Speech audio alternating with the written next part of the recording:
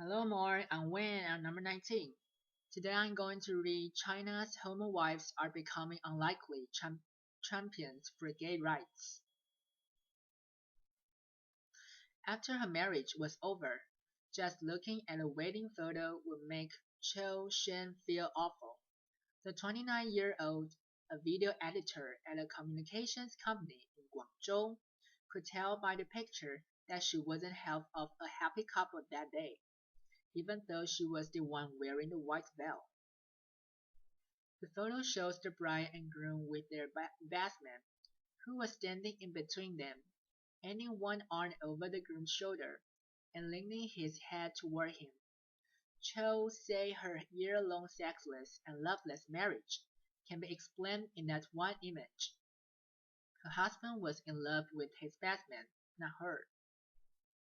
The term beard to describe a woman who is used, knowingly or unknowingly, to disguise her partner's homosexuality has been used as slang in the United States for many decades. The acknowledgement that such marriages even happen is a recent phenomenon in China. In China, a beard is known straightforwardly as a tongqi, or homo wife, the abbreviation of the wife of a homosexual in Chinese.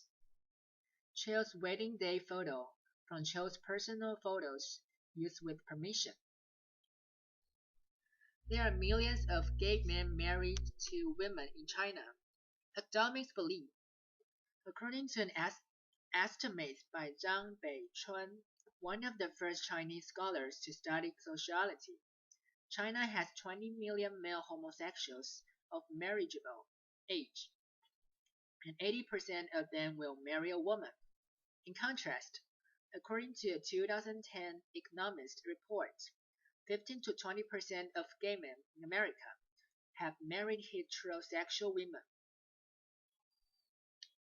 The women in these marriages are quietly becoming an unlikely force in China's nascent gay rights movement. If men are free to openly have relationships with other men, shared marriages like theirs will no longer happen, they say. Being homosexual is not wrong, said Cho in the interview.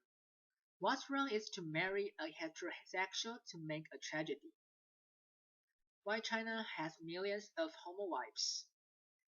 Liu Jie, a 25-year-old homosexual interior decorator from Shantou, Guangdong province, has thought of entering into a gay-straight marriage because, like many Chinese of marrying age, he's under a lot of pressure from his parents. They say they will have nothing to worry about in their lives once I get married. How can I come out of the closet to them? Liu said to Quartus. Among three ways of being an unfilial son, the most serious is to have no heir. Argumentus, an ancient Confucian philosopher, the idea is still ingrained in modern China. Men are under social pressure to marry and produce a male heir to carry on the family line. Though new generations are more open-minded, many still believe that to marry and have children are the two most important things in life, whether they are gay or straight. For women who unknowingly marry gay men, a divorce can be difficult to obtain and can leave them much worse off financially. Cho, the video editor, got a divorce and custody of her 9-month-old daughter after court mediation. Her husband agreed to pay alimony of 700 yuan, or $114 per month, which according to Cho accounts for less than 20% of his monthly income. Cho only agreed to the terms, she said, because her husband's family refused to let her see her daughter otherwise. Cho with her daughter, who has a dog leg in her mouth, supplied by Cho. Cho said the court had rejected her appeal for further compensation because she could not prove her husband had an extramarital affair. She has never admitted he is gay, although everyone knows about that, Cho said. A person who has a spouse but cohabits with another person is one of the circumstances listed in China's marriage law that allows a husband or wife to file for divorce and demand compensation from the other party. But in its judicial interpretation, the another person only refers to the opposite sex. If a man and a woman get a room in the hotel, we can say it's an extramarital affair. But if it is two men, we can say nothing, said Liu, 35, a judge from Shenzhen, who agreed to speak on the matter if he was identified only by his surname. Growing awareness and activism. Some women in China unknowingly married to a gay man are openly choosing to maintain a nominal marriage to give their children a stable family. Jiang Xinyi, a 24-year-old software engineer from Shanghai, who has been counseling women married to gay men since 2009, said this was a common alternative to divorce and separation. They draw three ground rules for their husbands: have sex with their wives, take care of the family, and look after the child. Other arrangements are springing up as well, like the cooperative marriage or a xinhun, in which a lesbian woman and gay men agree to marry to appease their parents. Jiang first learned there were other women in similar marriages on China's first Homowives meeting in 2009. Then a university student. She found women who had attended the meeting online and joined their chat group on QQ, a popular Chinese instant messaging software. After watching other women share their audios and comforts each other in the chat group, Jiang volunteered to establish and operate new groups for newcomers. Now Jiang runs 3 QQ chat groups, which have over 200 members in total, and a social media accounts on Weibo, China's Twitter-like microblog site. She also helps these women get legal advice and speak out to the public. She named the volunteer organization Hibiscus Flower, which she says stands for tenacity and vitality. Homowives and their supporters are getting more vocal about their own situations and the need for China to become more accepting of homosexuality. Zhang Ziwei, a 27-year-old corporate secretary from Nanchang, southeast China's Jiangxi province, who dated a gay man 3 years ago, now manages a QQ chat group on the topic with more than 100 members. She is translating 2 books, My Husband is Gay and When Your Spouse Comes Out, written by Carol River, an American woman who married a gay man, into Chinese.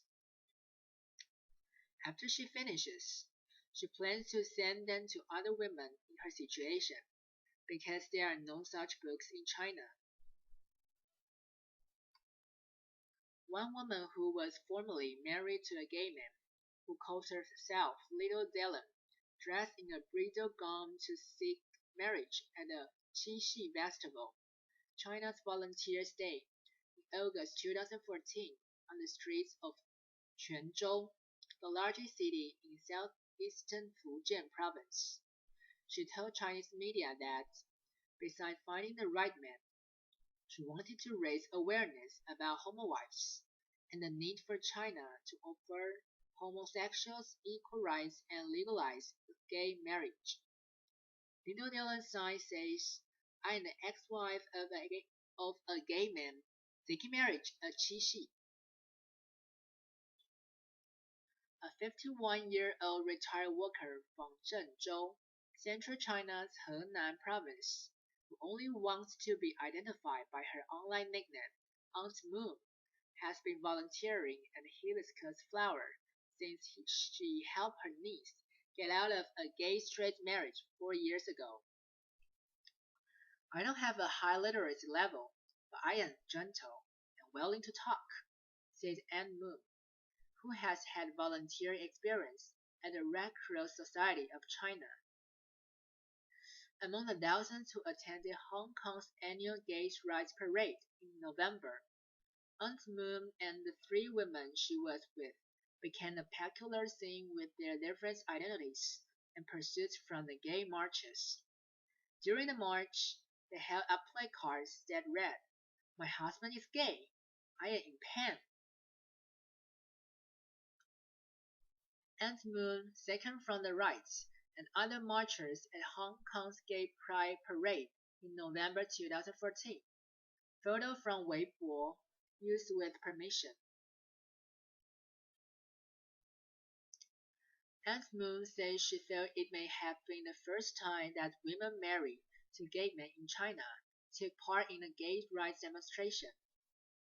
She said the parade was a chance for them to increase people's awareness about their fate. She wishes the gay rights movement to succeed as well. The more prosperous the better, she said. Little Dylan also appeared at a Hong Kong parade, again in a bridal gown. Yes, a tune of discord hung over the event.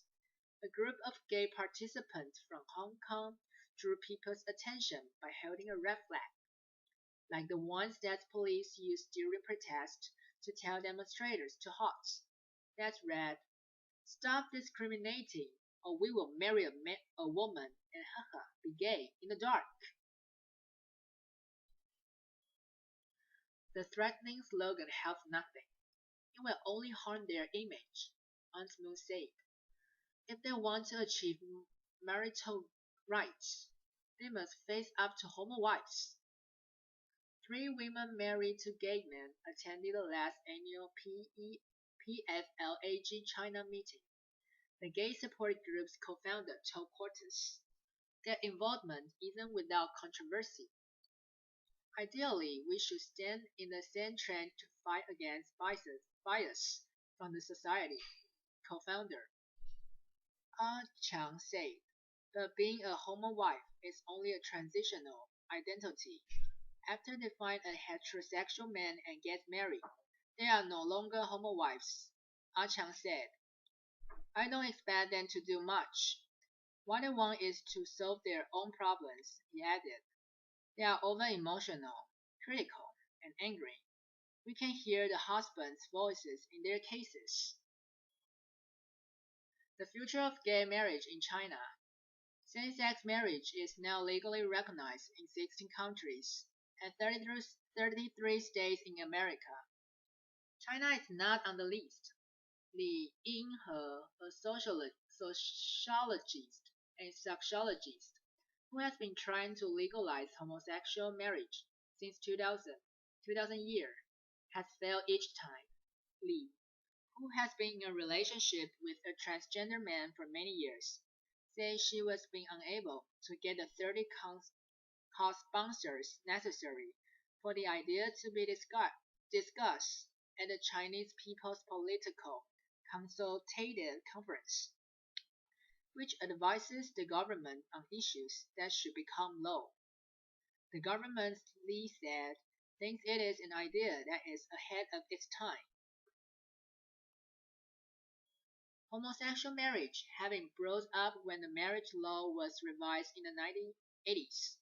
Yang Lixing, a law professor at Renmin University of China, told Quartus, but the society was deemed not prepared. Yang said next time the marriage law is revised, homosexual marriage might be legalized, but when that will occur, only the heads of the legislature know. Until then, expect millions more unhappy couples to tie the knot. The author is a master's student at the University of Hong Kong's Journalism and Media Studies Center and an intern with Quartus. You can follow him on Twitter at PINGROMA.